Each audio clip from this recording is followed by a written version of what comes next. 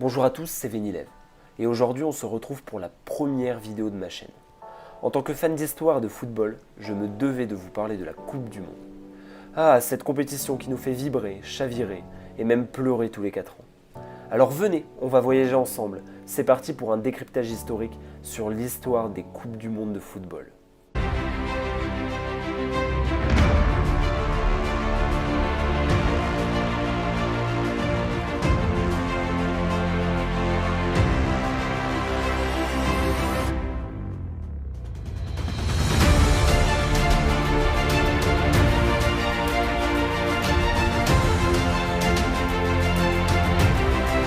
Je crois qu'après avoir vu ça, on peut mourir tranquille.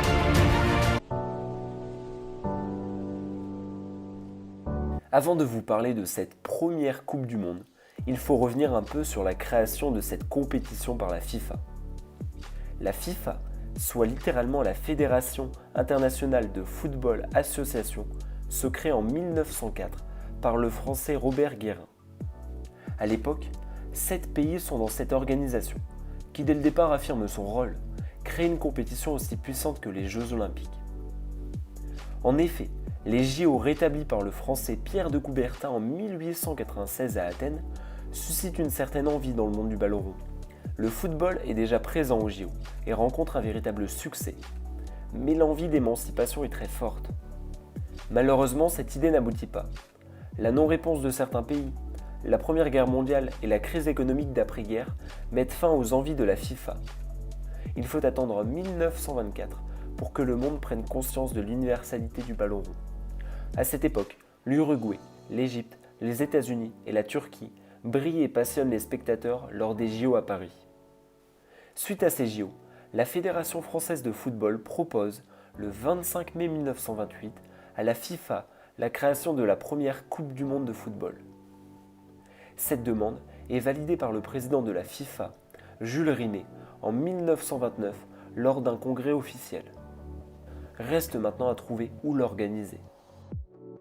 Au cours de ce congrès, 6 pays veulent organiser la première Coupe du Monde de football. L'Espagne, l'Italie, la Hongrie, les Pays-Bas, la Suède et l'Uruguay. Finalement, les 5 premiers pays se retirent et la FIFA décide d'attribuer l'organisation de la Coupe du Monde à l'Uruguay.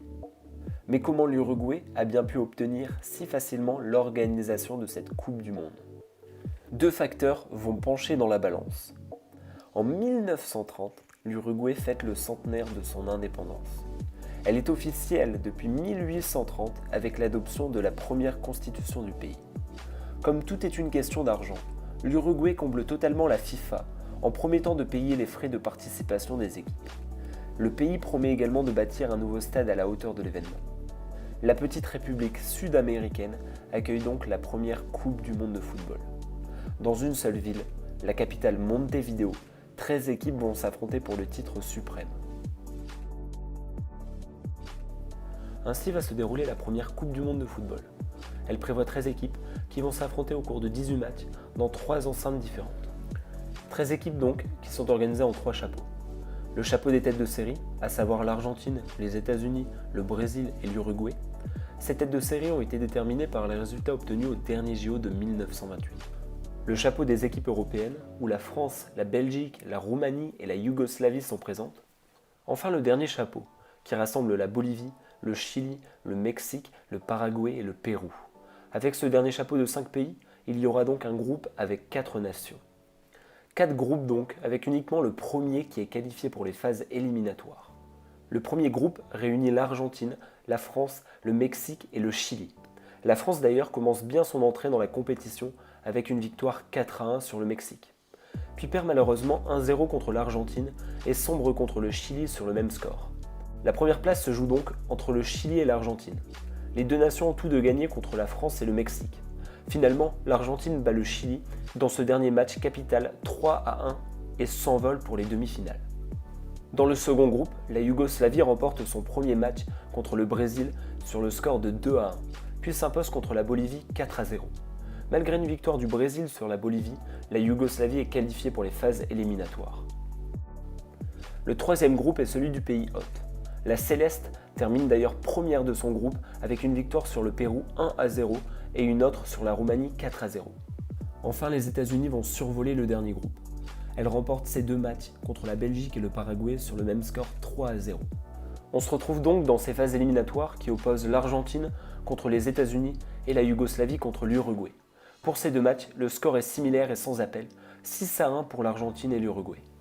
On se retrouve à Montevideo, dans un stade Centenario, le 30 juillet 1930 à 15h30 pour un match historique entre l'Uruguay, le pays hôte, et l'Argentine. La veille, 30 000 Argentins débarquent dans la capitale uruguayenne avec comme slogan « Victoria o Muerte ». Ce face-à-face entre les 2 favoris de la compétition suscite une ambiance exceptionnelle à Montevideo. Tellement incroyable que le stade ouvre ses portes à 8h du matin, soit 7 heures avant le coup d'envoi. À midi, le stade est plein de 68 346 personnes, selon la FIFA.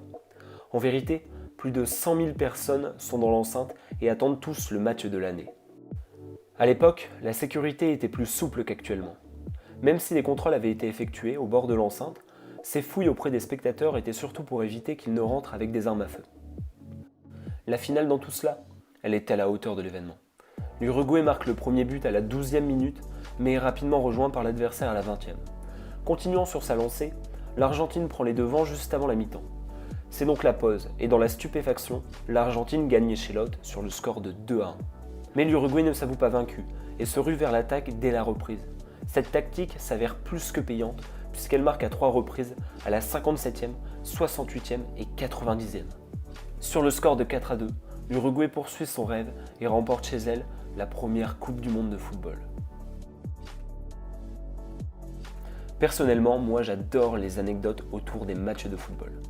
Dans les différents épisodes, je vais donc vous faire part de ces anecdotes intéressantes que j'ai trouvées au cours de mes recherches. Je ne pouvais pas vous laisser sur une victoire uruguayenne en finale sans vous parler de tous ces potins, ces histoires qui font la magie, la tristesse et la surprise d'une Coupe du Monde de football. La première histoire concerne l'arrivée des équipes européennes en Uruguay. Il faut savoir qu'à l'époque, les voyages en avion ne sont pas encore normalisés. Les équipes vont prendre le bateau. Pour la Belgique, la France et la Roumanie, les 3 nations ont décidé de faire route commune dans le même bateau, le Conte Verde. Le voyage commence le 22 juin et se termine 11 jours plus tard. Au cours de cette véritable expédition, les équipes veulent s'entraîner. Elles se partagent donc à tour de rôle le pont du bateau pour effectuer leurs entraînements. Le 3 juillet 1930, le bateau arrive à bon port, à Montevideo, devant 10 000 Uruguayens célébrant l'arrivée de ces 3 nations pour la Coupe du Monde de football. Double fait rare de cette Coupe du Monde, les matchs ne se sont effectués que dans une seule ville, à Montevideo. L'autre fait concerne l'inauguration. Le stade Centenario n'est toujours pas prêt pour le premier match de cette compétition. La France ouvre donc les hostilités après un discours de Jules Rimet le 13 juillet 1930. Une autre inauguration de cette Coupe du Monde survient 5 jours plus tard, le 18 juillet. L'Uruguay fête à cette date le centenaire de son indépendance et la création de son grand stade. Pour la belle histoire, le pays hôte s'impose ce jour-là contre le Chili et est même qualifié pour la suite de la compétition. Alors, je vous ai donc dit que la France a eu l'honneur de jouer le premier match de cette compétition. On va donc parler du premier buteur de l'histoire de la Coupe du Monde, qui n'est autre que le Français Lucien Laurent. Le jeune joueur du CA Paris racontera « Au moment du but, c'était une joie normale, on s'est tapé dans la main avec les copains, mais je n'ai pas réalisé que c'était le premier but de l'histoire de la compétition. » Fait incroyable, non? Je vais vous parler d'une autre nation européenne, la Roumanie. Comment les tricoloris, l'équipe nationale roumaine, est parvenue à jouer la première Coupe du Monde de football. L'entêtement, dirons-nous. À cette époque, le roi Carol II gouverne dans ce pays de l'Europe de l'Est. La priorité de son règne est simple, participer à la Coupe du Monde de 1930. Il parvient à inscrire l'équipe nationale 3 jours avant la clôture des inscriptions et décide tout simplement de choisir les 20 joueurs de la sélection. Puisque l'histoire n'est pas finie, certains des meilleurs joueurs de l'effectif sont employés dans une compagnie pétrolière britannique qui n'autorise pas de congé exceptionnel.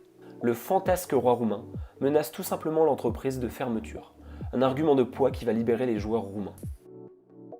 Je suis obligé de vous parler de Plácido Galindo. Ce Chilien devient le premier expulsé d'une Coupe du Monde lors du match contre la Roumanie, expulsé alors même que les cartons rouges et jaunes n'existent pas. Je dois vous parler du ballon. À l'époque, il n'y a pas de ballon officiel. Ce dernier est défini dès le début du match par rapport aux équipes présentes sur le terrain. Sauf qu'au cours de la finale, Uruguayens et Argentins s'opposent pour le choix du ballon. L'arbitre tranche donc et décide d'utiliser un ballon pour chaque période. On verra donc une finale avec 2 ballons différents, le Tiento argentin et le T-Model uruguayen. Coup de chance peut-être pour l'Uruguay, qui marque 3 buts avec son propre ballon en deuxième mi-temps. Pour finir sur tout ceci, je vous dirais de croire en vos rêves et de ne pas oublier qu'avec de l'abnégation, tout peut vous réussir. Pourquoi je vous dis ça? Demandez plutôt à Hector Castro. Oui, c'est bien lui en rouge. Il est appelé le manchot divin et il a même remporté la Coupe du Monde avec l'Uruguay. Malheureusement, je me dois d'arrêter là. Vous raconter toutes les anecdotes de cette Coupe du Monde pourrait me prendre une vidéo complète. Pour finir, je ne pouvais pas vous laisser sans une petite conclusion. Que faut-il vraiment retenir de cette première Coupe du Monde de football? Sans aucun doute, le succès de cette compétition. Sans cette réussite, la suite n'aurait pas été la même. 13 équipes ont été réunies pour 18 matchs.